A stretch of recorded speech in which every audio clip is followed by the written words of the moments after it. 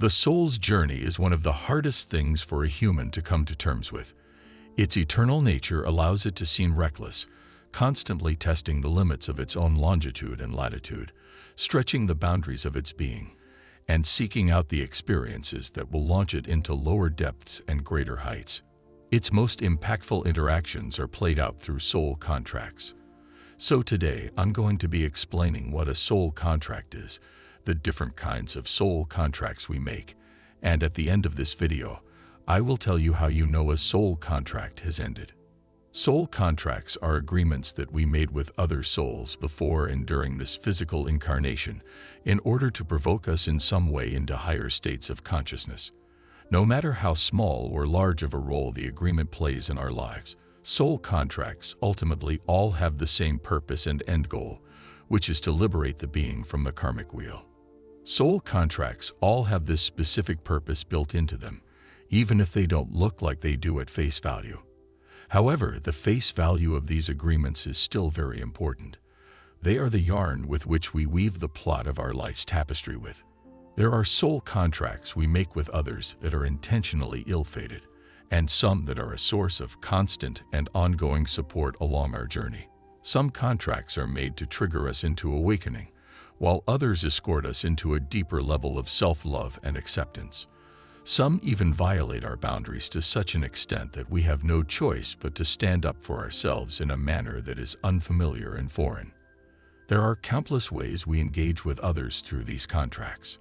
Whatever the dynamic may be, they are all meant to elevate a being's consciousness so as to transcend the cycle of unconscious suffering known as the karmic wheel. Not every person is fully stuck on the karmic wheel. It's possible for a being to have aspects of themselves entrenched in karma and aspects of themselves completely off the wheel. Soul contracts are how we close this gap between those two states. If you'd like to know more specifically about the karmic wheel and its connection to ascension, let me know in the comments, and I'll make a video explaining this concept in depth. We won't ever know the exact terms and conditions for every single soul contract we have, and nor do we need to. And yet, it's not very hard to tell how many of these contracts have played their part in our own journey. And if a soul contract is not designed to provoke a person in some way along their evolutionary path, then that is actually not a soul contract at work in that scenario. That is a karmic debt. Soul contracts and karmic debts can often resemble each other. With a soul contract, however, there is always a higher purpose for that exact connection or experience, even if it's of a negative orientation, whereas karma is strictly and wholly unconscious.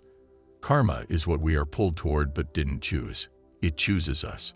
We are drawn into its gravitational pull and move through its many cycles, illustrated as a wheel. Karma is responding to our level of being. This is why the sleep state of consciousness cannot help but perpetuate suffering, because there is no way to be unconscious and to not inflict pain. This is also not in judgment of unconsciousness itself, since that serves a valuable purpose to creation. But when a being chooses to reverse the momentum of their own karma and move in the direction of consciousness, that's when the soul contracts come into play and provide the opportunities a being needs to deliver themselves from the cycle of suffering.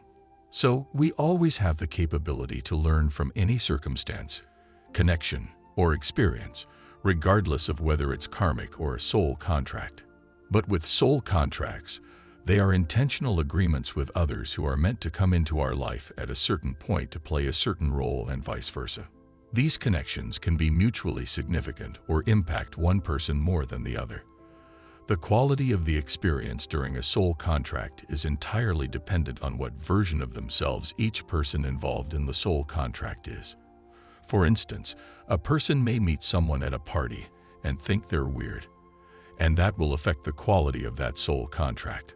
Because even though that connection could have been made, in order to open that person up to different expressions of being and broaden their horizons, contracts still carry a greater or a lesser potential. Because these contracts are more of an outline to help us evolve, and not a detailed layout of our life, we can fulfill a contract in its most bare and reduced form, but we can also have that same contract lead to a more in-depth comprehension and a deeper bond. It's our own free will, and the other person's free will that determine the quality of our experience. And whatever remains unlearned in a contract that didn't reach its fullest outcome and highest potential is always able to come around again in a different form. We don't typically think of ourselves as dimensions, but we are. Each relationship we have with a person has an entirely unique chemistry that no other connection can replicate.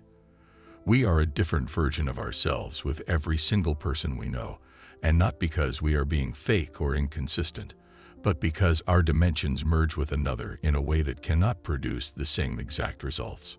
So, soul contracts are less about who you're going to marry and come more commonly in the form of connections around us, because our unique chemistry with different people will allow us to grow in particular ways, which is why the deepest meaning of a friend is that you like the reflection of yourself that you see through their dimension. How you know you're in a soul contract is when you feel highly drawn to the person in a manner that may not always be understood. There's a high level of je ne sais quoi that happens in these connections where we know there's something valuable to be gained from the person, even if we can't pinpoint what that is. Soul contracts can often feel sensual even when they are platonic.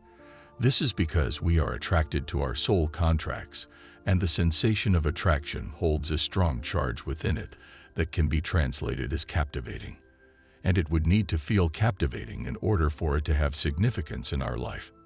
So, soul contracts come in all sizes. They aren't always meant to play a large role in our lives. They can be brief yet pivotal.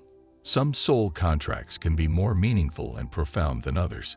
Some contracts will take the shape of people who only know how to be there for you when you're on a winning streak, and some contracts will take the shape of people who only know how to be there for you when you're on a losing streak. So there's even soul contracts we make to help us through the highs and lows of life. Some of us made soul contracts with the people who we call our parents because they would either hinder us and help us in some way that is crucial for our growth, and because negative experiences create internal friction within our consciousness, they have the potential to accelerate a being's awakening. That's why so many soul contracts we make are of an unsavory nature. It's to provide us with the raw experiences we need in order to quicken our spiritual awakenings. Some soul contracts are inherently mysterious because of the nature of the contract, like in the case for many starseeds here on Earth who made contracts in one form or another to get themselves into quite a tricky dilemma, so that they can bring their frequency into certain portions of reality. If that sounded too cryptic, it was supposed to. There's a lot of information that needs to be withheld from us, or we wouldn't consciously enter into some of the experiences if we knew exactly what we were getting ourselves into. To some extent, we have to go into these forms of soul contracts blind and completely open to it. Otherwise, we would have completely sidestepped the whole experience altogether. So we have so much more going on regarding soul contracts than just meeting a soulmate. We can even have soul contracts outside of the third-dimensional arena, as some of us have contracts in place to heal extra-dimensional lineages through our own healing journey here on Earth. Although these sacred agreements are made on the soul level, they change as we change. They fluctuate with the rhythm of our life. So there is no such thing as being bound by a soul contract. They are supposed to be beneficial.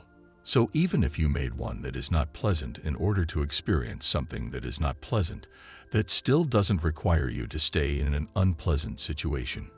It is fulfilled by the very act. How you know a soul contract is over is if you don't want to be in that connection anymore.